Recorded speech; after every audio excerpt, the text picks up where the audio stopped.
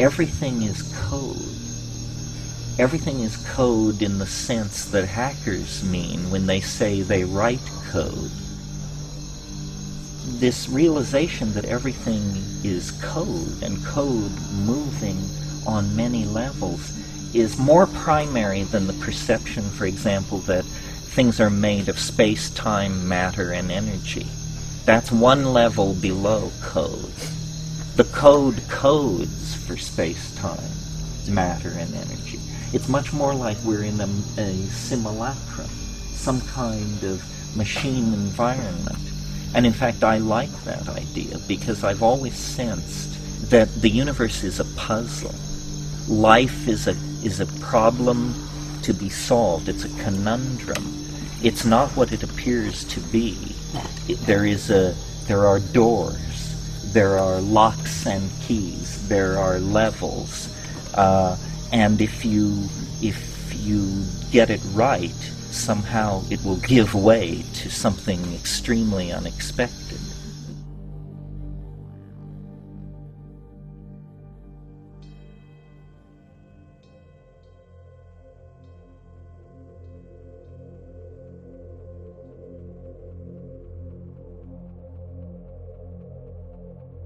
Your social programming basically is an imprint. Instead of saying good or bad, it's basically which perception do you lean towards.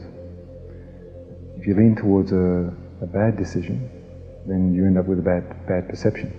If you lean toward a good, then you end up with a good perception. This is all the social. And there's another where you interact without expecting either one, and then you wait for the perception of the world to come to you instead of your perception going to the world and interfering with the process of your path.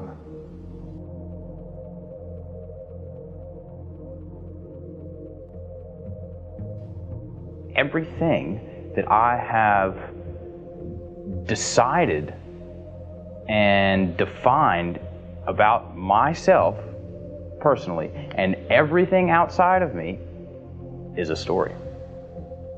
It's a total story. And in my brain, there is a neural racetrack that has been formatted using this code that I wrote the story of Mark, the little I in. I wrote that story of me and defined everything internal and external, and then, had that running for about 30 years. And until I evaluate the truth of that story, my experiences are going to be dictated by that story.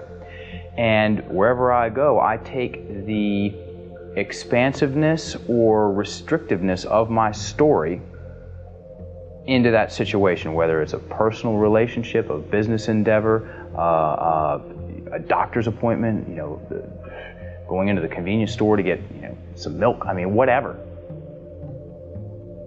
I take my story with me. If someone's socially bound, then they bring in this social program to fortify who they are. If imprinting's not happening, then it stays on the level of your feeling, and you witness it, and then you reflect back through your voice, through how you speak. Instead of thinking what you're going to say, you know what you're going to say. There's a big difference. It's not a script. If somebody comes into the room and their chakras or their energy centers are spinning in a way which is disruptive, I'll feel that in my body. So that's my body consciousness. So you may be presented with a pressure in your body and you represent that pressure. If just say that I'm fully a socialized being, then I'll integrate with a social factor that comes into the room through the person and be totally unaware of the spinning factors that are in my energy field.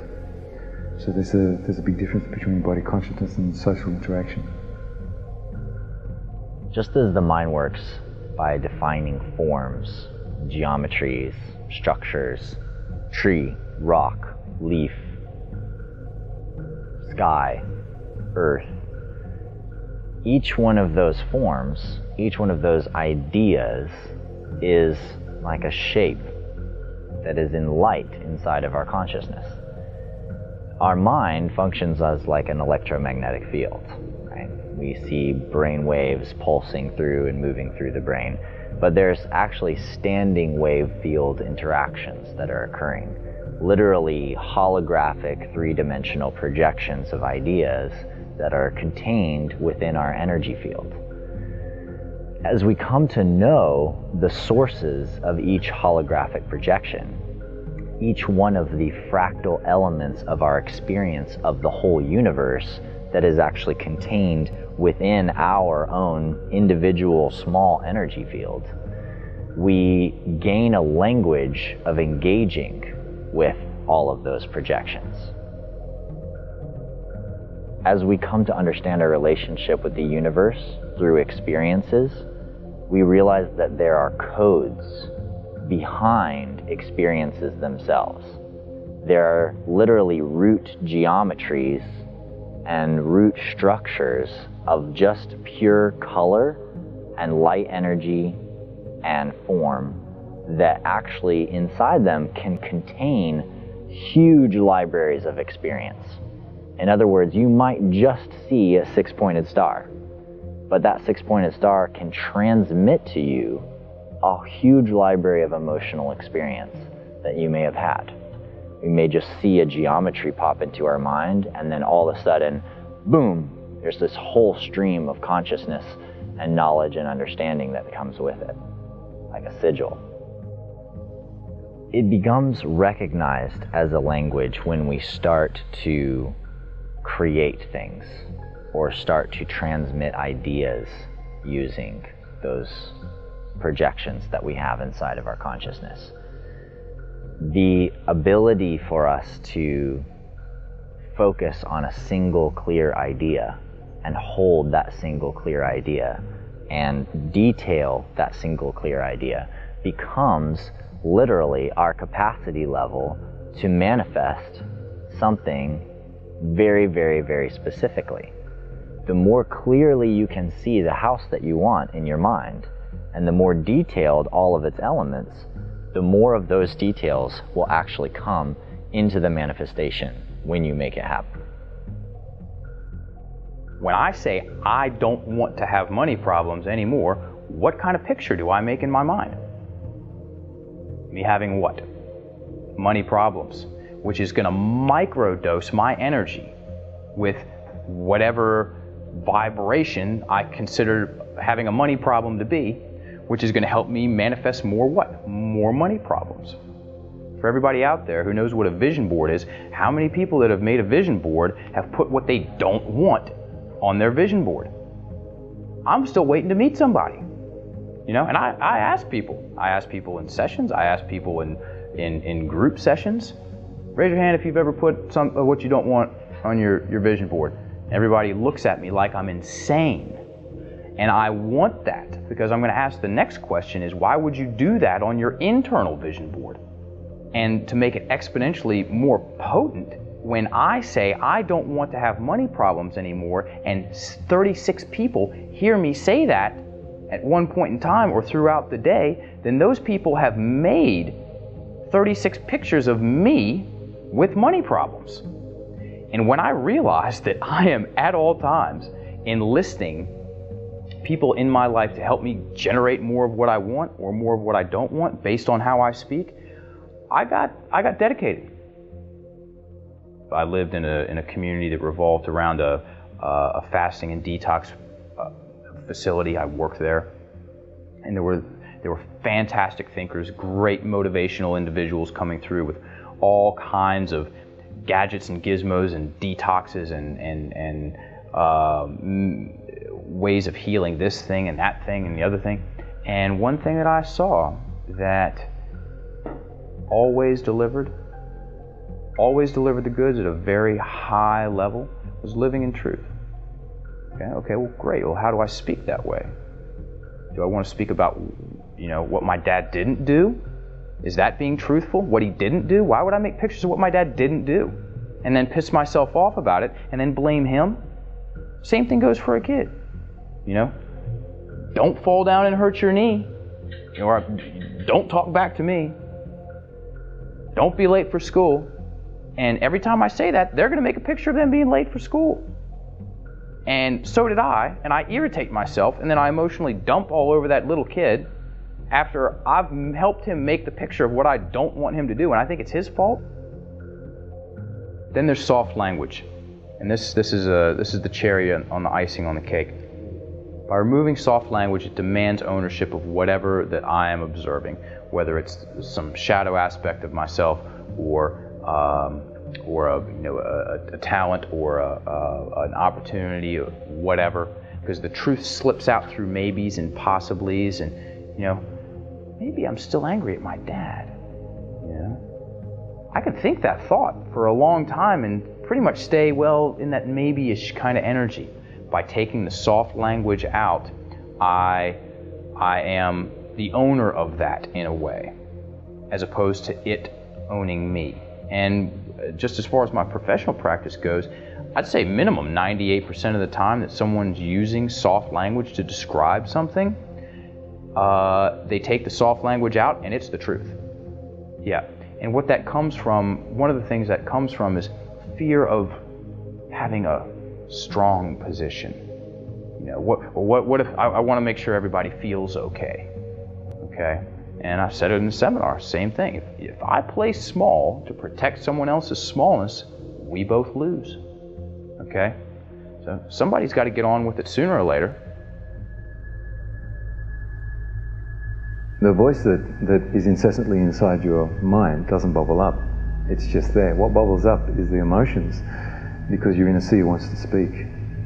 It wants to tell the truth, but it's been trained to be covert. So you don't want to be caught, you don't want to be embarrassed, you don't want to be put in a position that you're going to have to face your own emotions. So that's why it bubbles up. When I'm speaking, my heart doesn't think, it just says. Once you go to your mind, you lose your heart. And many people bring their mind into the heart space as their confusion. And then your mind and your heart are caught in the same dilemma. You do need your thoughts to plan what you're going to do. You make your plans, but once you make your plans, or you teach somebody in your business to do what they need to do, it becomes a routine. So then it's easy to turn it off. Having creative realizations and putting your energy into what you really love is more powerful than thoughts. So when you just listen to your own voice as you speak, and you don't think about it, then there's only the truth of the moment, and then you begin to learn about the truth of your moments, instead of living the scripted moment which you're trying. Strongly believe that people come to states of awakening and experiences of deep communion and connection with the universe simply by engaging the energy in space around them. We, all day long, are engaging with things physically. We're touching cups, we're touching tools, we're eating food, we're engaging with people. We're speaking and vibrating their eardrums, we're listening to what they say, we're taking on ideas and moving through those ideas in our own head. We're processing our own emotions, feeling our feelings in our bodies. But we take very little time to just sense all of those things, to just witness all of those things, and allow our senses to feed us more. We quiet our minds, we just sense on our skin, we listen to the air, we taste in our mouths, we smell, and we see. And when we stop condensing those things, we stop trapping them in thoughts and names and treating them as objects that we can touch, but instead just feel what's there, then all of a sudden we gain the benefit of all of this additional information that is inside of everything. The tree suddenly shows you its patterns. The sun coming through suddenly shines into fractals, and you can see rainbows in the curves between the leaves. The bark itself takes on faces and ancient wisdom structures. The rocks begin to show you patterns of mountains and ages of time. And all of that is in everything all the time. It's in every person we look at, it's in the world around us, but it's when we begin to really allow ourselves to relax into the moment and really receive what the moment has to offer, that suddenly a whole universe opens up. A whole world opens up for us to explore and discover. And it opens because we become energetically connected. We suddenly feel the radiance from the trees and let it penetrate us. We suddenly feel the tone of the rock and let it penetrate us. We allow in the energy that's flowing all around us, and through that allowing, we sense the field, and the field extends through everything. And everything has this energetic fabric that's the universal tapestry, and all of the mystics, talk to the cosmos as much as they, talk to the stones. And the land gives us so many gifts if we slow down enough to listen. And then some people go, I don't hear anything. What are you feeling inside of your body that gives you access to a new insight that wasn't there before? You don't have to hear the voices of the trees. Everybody accesses information in their own unique way. And some of it is claircognizant, which means you just get the download. And it feels like you. It doesn't feel like any external entity coming to talk to you, because you've already become one with that part of yourself, so you don't need the introduction in that way. Everything you conceive of, you're connected to. It's a little bit funny to say that that's not part of you or part of me, because it is. Everybody underestimates themselves because you are part of everything. As soon as you connect your eyes to something, it begins to change on a very subtle level. It becomes you.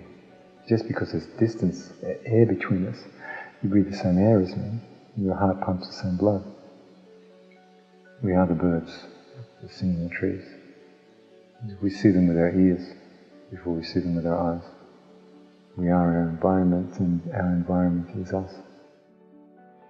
This whole conversation, every word that comes out of my mouth, I go home, I come back and say something out loud. See what I mean? Transpiring between you and I, we're traveling, and yet we're fully present here. There's an age-old saying in the mystery schools, I am here and I am there. It's one and the same. I'm fully present to you, and I'm also in all those altered states of consciousness simultaneously. That's ultimately the blessing of what we're capable of. And all of these different ways of invoking that connection and communication are strengthening that bridge between worlds. And so sometimes, I have star kids going, even the paint on the wall is talking to me. The molecules of light in the wall is talking to me. And they think like they're on, what is that stuff called? Acid, or, that's actually our natural state. You've just gone into what we call transcendental meditation state of your life. You shift, so you begin to see. Then when you begin to see, you realize that the construct in front of you is malleable. It's not as real as what it seems to be, because you get an overlay, and the overlay gives you information. And that's what it's all about. We're leaving ourselves so that we can become something other than ourselves. And when we realize that there's a image or images, holographic images, which have been denied us, once you see that, the information comes to you, then you've got no choice but to interpret it in the way that it's meant to be seen. There are many different ways of seeing. I see you when I feel you. I see you when I hear you speaking. I see you when I touch you. I see you when I taste the food you cook. I see you when your energy field has got something in it. I see your gestures. You observe everything with your energy field. So you don't have to look at it to observe it. Observation is done with all of our senses. When people come and visit me sometimes, I see the luminous bubble. And it's just clear like water. And if the person's intending to leave when they're coming, if they're giving me something, the bubble goes back in on itself, so it gives me the information, shows me exactly what they're going to do. This is just a very rough example. So I know the person's leaving, so I don't invite them inside, because I can see their energy bubble. But every time that I meet someone, I don't see their energy bubble, I'll see something else. So you have to learn to wait. You have to forego the idea that you're going to know. And you can't really know anything if you decide you're going to know something, because then you've scripted yourself to actually see what you want to see, instead of seeing what you're meant to see. And if you think it should be a certain way, then you'll just see the world the way it normally is. When you see it, it's different. And to do that, you have to be empty inside yourself.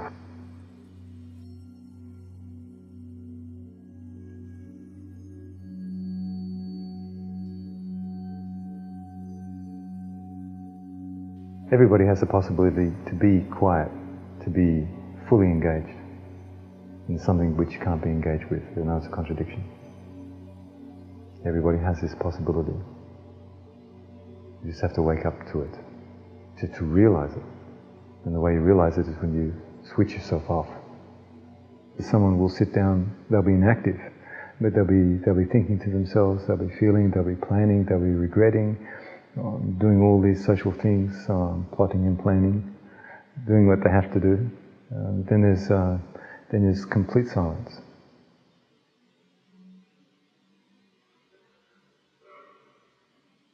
So, you just gave an example. If everyone can hear that you just did a breath in and a breath out. This wasn't a silent breath. So if you breathe in and you breathe out silently, then you watch your breath go in and you witness your breath come out. So you command your eyes to go in quietly and go out quietly. So your senses are following something that can't be heard. So that's silent. So if you don't listen and you watch your breath, then your internal dialogue switches off. If you listen to the breath, then you huff and puff and blow someone's house down, the piggy will get cranky.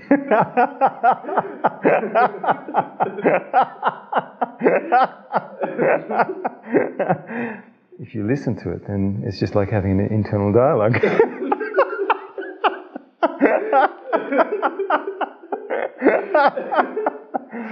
And yeah, so there's a shock to your body. That's pure silence. So you're laughing about something so ridiculous, and it's really funny. So that's just witnessing your body consciousness in terms of your silence. You can be silent and absolutely blissful at the same time. So then you're totally engaged in a level of feeling, and there's nothing else there. There's no thought but the joy of just being in the room. And can you feel it? What's in the air? Yeah. This is what we've all forgot. What's in the room at the moment. And your social self can't survive with this amount of silence in the room. We're changing, and we're changing really rapidly.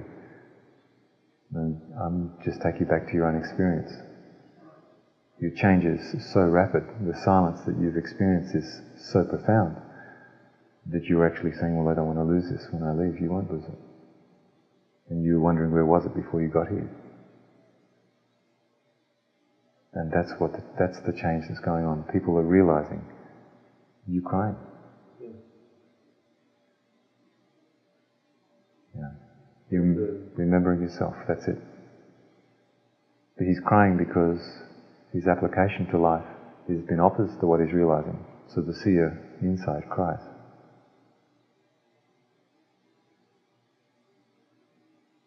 Not out of unhappiness, but because you're at the moment remembering yourself. And at the same time realizing that the way you lived has not really been who you really are. So when you discover yourself, it's quite often people cry.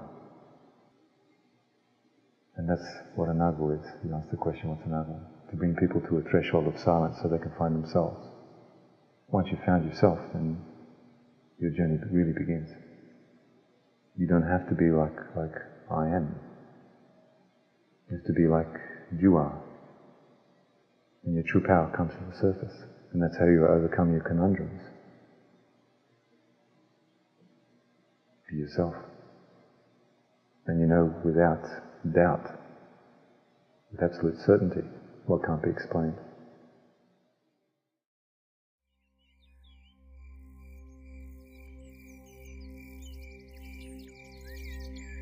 Nobody understands what is happening. Not Buddhists, not Christians, not government scientists. No one understands what is happening.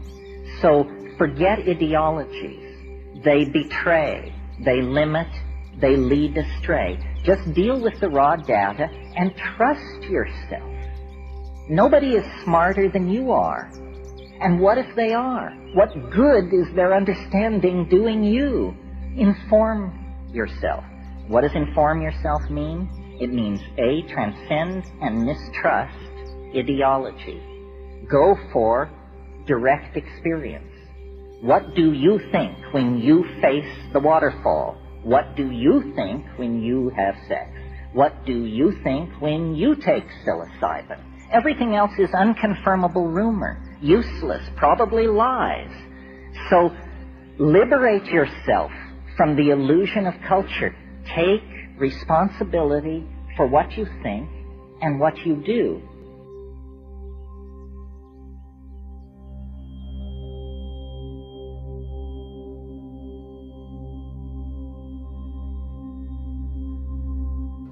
And you begin to watch yourself. And as you watch yourself, you become aware of other people.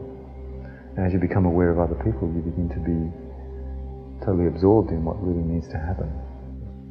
When I look at you, I look into my heart at the same time. And as I look into my heart, I feel you while I see you. So you become me and I become you. You go back to the point where you feel vulnerable, and then you express yourself from that vulnerability by being of service to people and loving yourself through loving other people, and be silent and be non-violent. And then you honestly come to terms with your real self. How could we possibly take an action against another human being and not feel the impact of it? So all these questions of where does that split happen?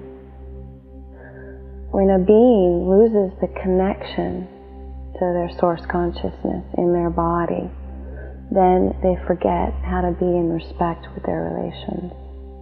And the greatest challenge here is the forgetting. And that the point was to bring tools and resources, initiations, what you call medicine, to help us remember who we are, who I am, who you are, so that those atrocities that have transpired for thousands of years can go out of style. You know, it's like, why would you ever take an action against yourself if you actually remembered that I am you in Lakesh?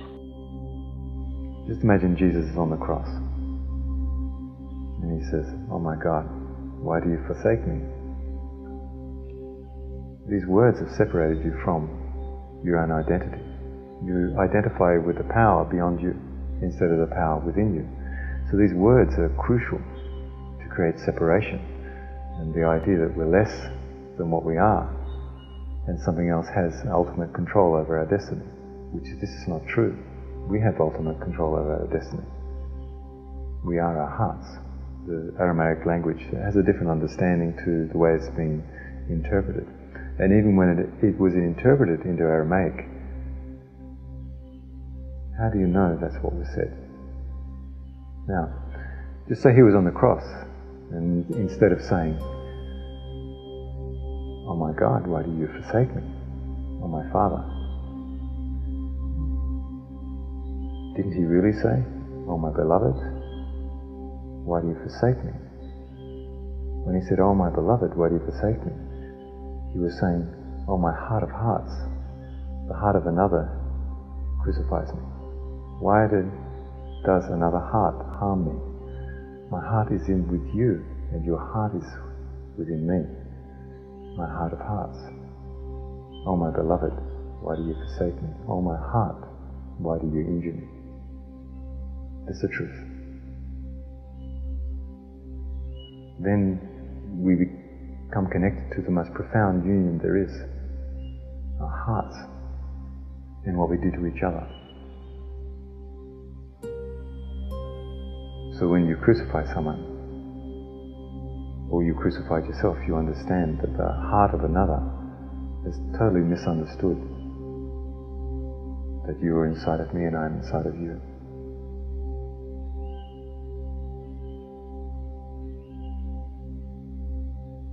And would you hurt yourself? Of course not. And that's why it's so very important to come to terms with our inevitability as human beings. The very last thing that we'll be looking for at the end of our life is our beloved, the heart that we have within another. If we can't find that heart, then we die alone. So we best live with the idea of our inevitability and cultivate this preciousness.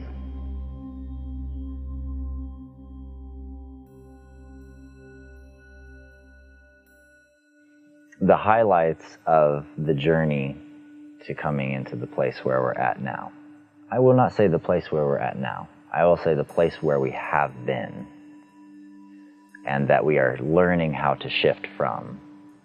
We came there, we got there, mostly from small choices, one by one choices, moments in time in which we faced traumas, we faced challenges, we faced inner battles, and for the most part it's individuals who have had the experience of their power being taken away, oftentimes as a child, by a parent, by a teacher. And as their power is taken away, they compensate because they try to take their power back, which is not something that you can actually do. You can only recognize that your power is not taken away. It has never gone in the first place. When you try to take your power back, you end up taking power from other people.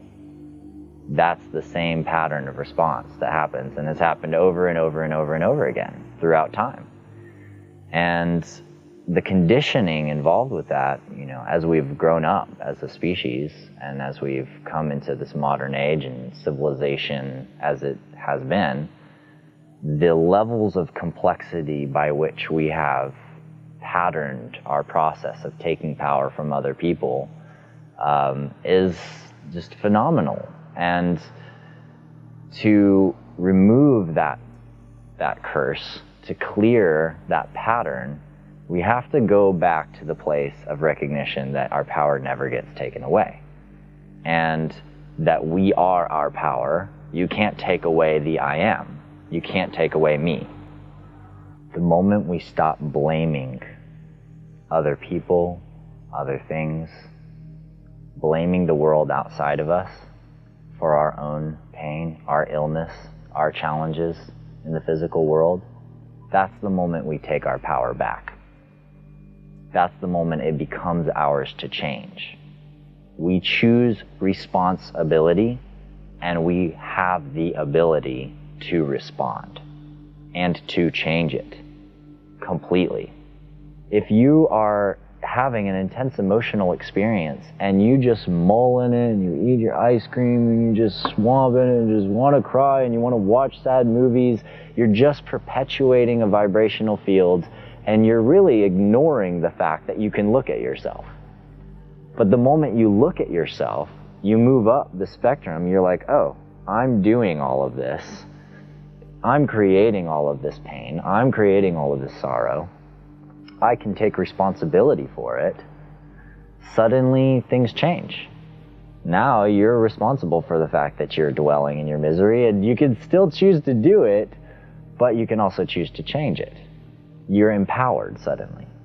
And many people have forgotten that they have that power. When we start to really investigate where my feelings of embarrassment are, which are in my body, and where who was thinking my thoughts of whatever the concept was that embarrassed me. Okay, I'm thinking my thoughts. oh, wait a minute, I embarrassed me. So I project out, you embarrassed me. No, wrong. Impossible. And that mindset is insane, because someone can come up to me if I operate from that mindset, that position, and say something to me that I've said 1,000 times to myself, internally, to myself, about myself. And I lash out at them for something that I've been saying to myself for years. That's called being insane. That's an insane mind. And so if someone says something to me and I have an emotional, energetic reaction, that's because part of me agrees with them. Okay?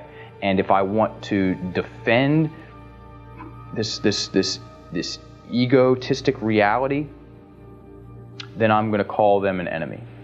A lot of it happens on the playground.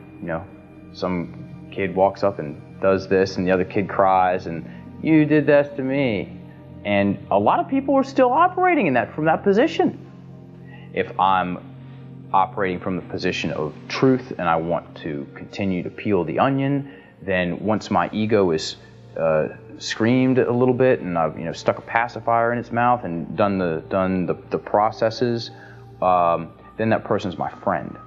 They've just assisted me in seeing and uncovering the next layer of my illusion. And when someone gets to a point where they get a little bit nauseous, they have a cringe factor when they're projecting heavily because they know what that feels like, because they know what the other side of the street feels like, then staying out of the rumor mill is just that easy. And that's fantastic because, it's a bunch of lies. What am I doing when I'm engaged in that? Am I defining that other person? No, I'm defining myself. I'm talking about myself. And I'm defining myself as a person that judges. There's a lot of people that think that they're really, really awake, and then what a lot of us are experiencing right now is like we might be confronted, with our deepest fears. And in that humbling experience, we can ask for help. There has to be that mutuality and the recognition that, in 2012, we're really all in this together. And I don't care if you're a world-famous expert on XYZ, human species has never been at the point of our growth and development that we're at right now. So thank you for your expertise, and yet can we all just say, I walk forward with you, in this great expanse, not necessarily predicting the outcome because we can't. The tools you've got now you'll take home with you. You'll develop your own inner silence by yourself. You'll develop your power in your body by yourself. I can't do that for you. I'll never take control of your person. You'll always be in command of that. This is your life. It's your life path.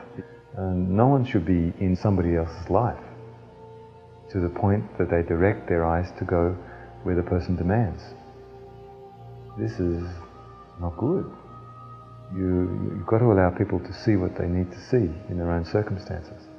And maybe when they come back, if they get absorbed in more silence, then the silence itself will make the person realize where their life path is going. I don't need to really tell you once you gather a certain amount of power.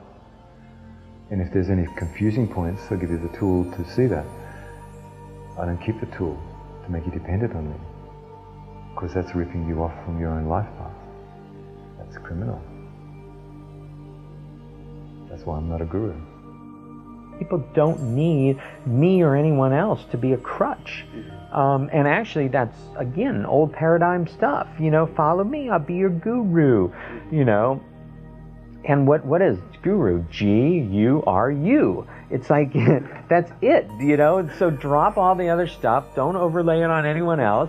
It's about us as individuals. We're the ones making the change. Yeah, every once in a while we need a little nudging on, or a little poke, or a little flip of the switch. But what you're looking for is within you.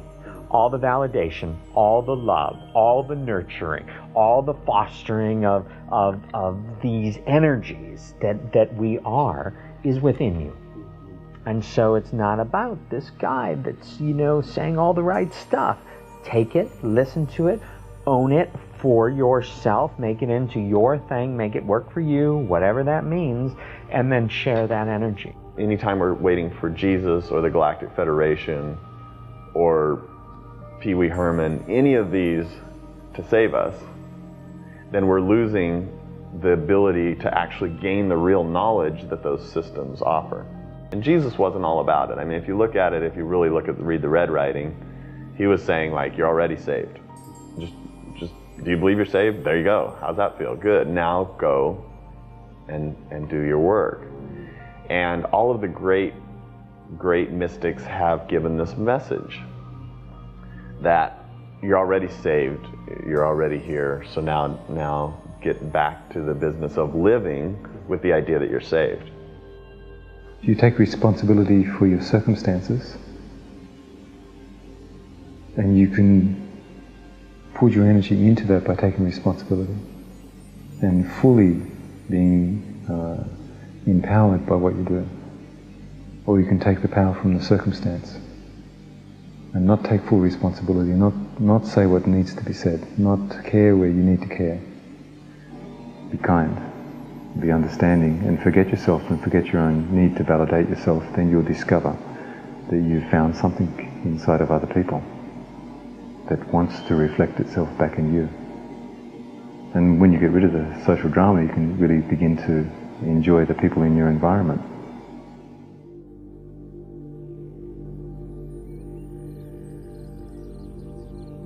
When someone gets clear about how they want to feel, that's the stepping stone. And the past is what it was. How you feel about the past is what you are now. Okay? And that position, that concept, that belief system, if I'm thinking back 20 years to something and I'm feeling now, then that's now. And so what do I want to do about the now? If I change how I feel about that now, we can change our definition about what that was and what we were back then and what those people were doing to us, which was actually what they were doing to themselves, and change our whole psychological position on it. Okay? And have a better story. Because this whole thing's a story. All of it, the whole thing. It's one big story. And if we're going to be in a big story like that, and we're writing the story as we go, then let's see how great of a story we can have. Our relationships aren't just, me and my significant other and my sacred union partner, or me and my family, and me and my friends, and me and acquaintances. It's me and my world. It's how I relate. Okay, so relationship is what is your relationship to your world, to your reality, to your experience. And so for us, it's all about looking inside and just really kind of stopping all the other stuff and saying, okay, what else is going on in there? What are my belief systems? My belief systems are up here. They create my reality, validating my belief systems, taking us back to belief systems. You shift any little aspect of a belief system, your experience of reality is going to back up that belief system. So you all of a sudden shift from I'm not deserving to I am deserving. Everything's going to change. So whenever something happens that isn't validating for me, or validating in a negative way, or creates what I call a less than comfortable experience, which is a constriction or a, ooh, that was odd, whatever that is kind of experience, I want to spend some time in there, seeing where that comes from and what belief system is that. It all comes down to our personal relationship with reality. What we put out, we get back. It's all this balance. The whole monetary system, the political system, it's all based on that. And so as long as we're looking for an escape, then we will also be enslaved. You can't escape if you're not enslaved. And if we're looking for someone to save us, then we're going to prove that we need to be saved, that we're incapable of remedy on our own. You return home and release the sphere of the rolling mirror. You come into clarity in yourself. And that clarity reveals to all of us what we are responsible for. And at different levels, we recognize the vast nature of that responsibility. Yet we still must choose every moment how much of that we're going to accept and how much of that we're going to choose not to be conscious of for now. I can choose not to be conscious or responsible for the temperature in the air right now. I can choose to not be conscious or responsible for the beating of my heart. I can choose not for the tree. I can choose not for the sun. I can choose not for the galaxy. I can choose not for all of humanity, and choose not to be responsible for all that humankind is going through.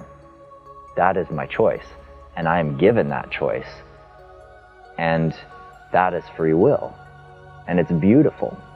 It's beautiful that I can choose to be small, but it is also beautiful when I choose to be large, and I begin to accept that this moment and this temperature and this tree and the sun and that all of the changes happening on the planet right now are happening in part because of me right now.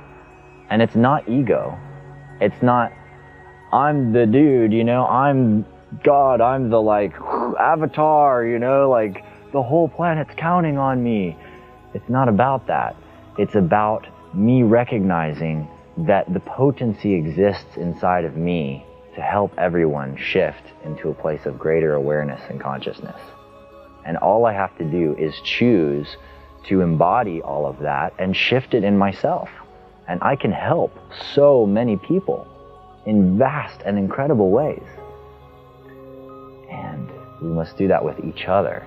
We must bring each other into that space of responsibility. Because we need rest too.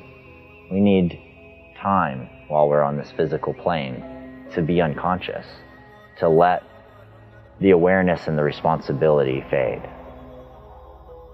In some spiritual traditions, they refer to impeccability as gnosis, direct knowing, not that which I believe, that which I have remembered and know in my heart of hearts.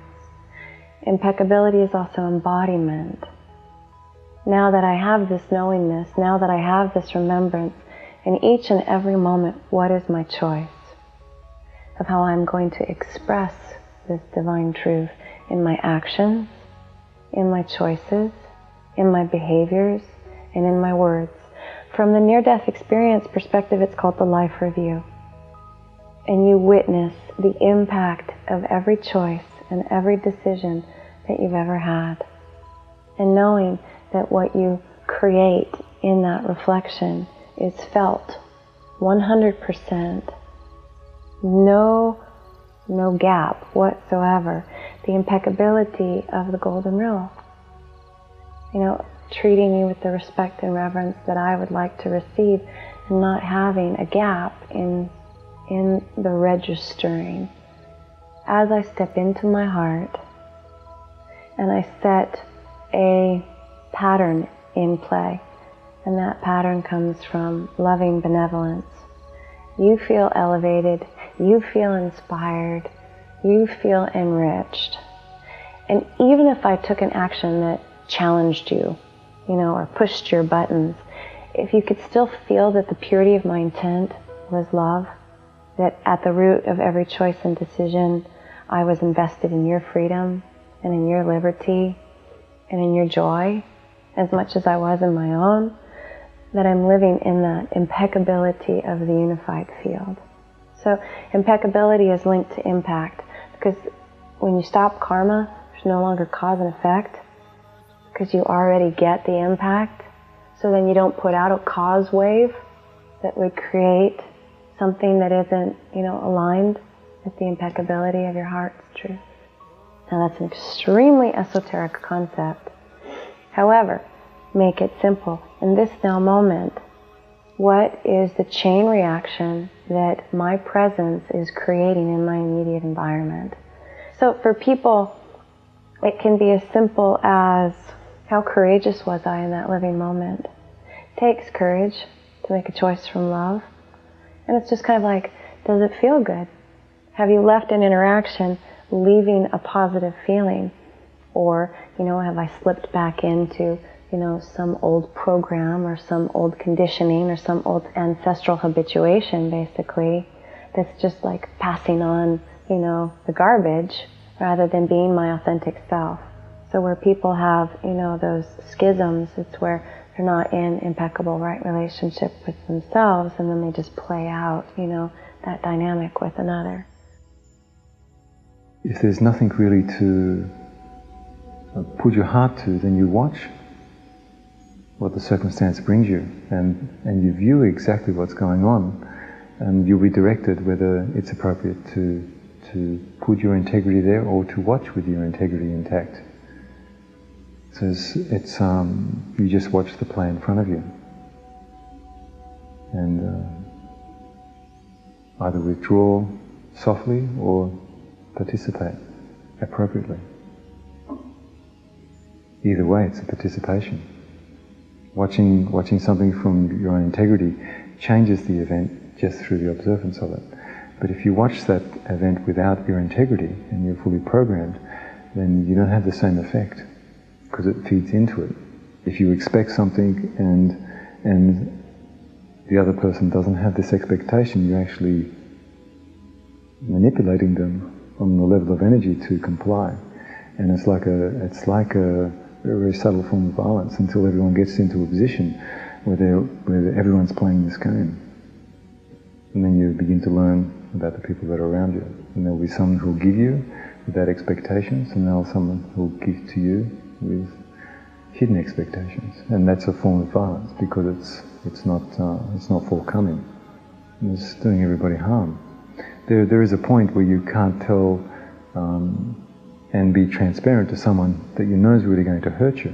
But the people who really matter, you can start to be forthcoming with until it spreads to the point that there'll be a mass of people going to maybe someone that can't deal with the truth. They have to deal with it because there'll be a collective energy saying, well, don't do this because it's really not right for all of us. And then you begin to process what you really need to do, what's fundamentally right for the real circumstances, and not for the agenda behind the circumstances that have been set up. If you're transparent, you have a battle, a real battle. If you're not transparent, then you have another battle. You can have a battle to reinforce your social self, and this is what everybody's doing, or you can have a battle to undo everything that's socially being programmed so that you can live the moment that's right in front of you and express the truth and have the strength and courage to express the truth. If everyone made the decision to be transparent, then the real battle would be at foot.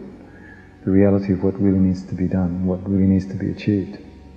They're both battles, but one's spinning the wheels in terms of personal growth and personal realizations. I mean, people can have personal growth and personal realizations in terms of manifesting something, but it's the manifestation of within that we really all need to have a close look at, so that we can begin to heal ourselves and the planet through our personal interactions.